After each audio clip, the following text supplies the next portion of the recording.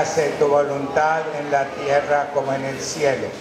Danos hoy nuestro pan de cada día.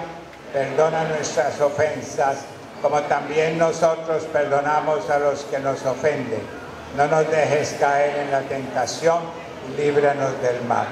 Líbranos de todos los males, Señor, y concédenos la paz en nuestros días, para que, ayudados por tu misericordia, vivamos siempre libres de pecado y protegidos de toda perturbación, mientras esperamos la gloriosa venida de nuestro Salvador Jesucristo.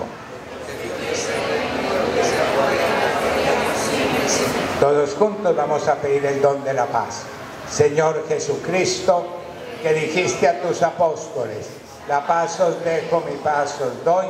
No tengas en cuenta nuestros pecados, sino la fe de tu Iglesia, y conforme a tu palabra concede la paz y la unidad. Tú que vives y reinas por los siglos de los siglos, la paz del Señor esté siempre con ustedes.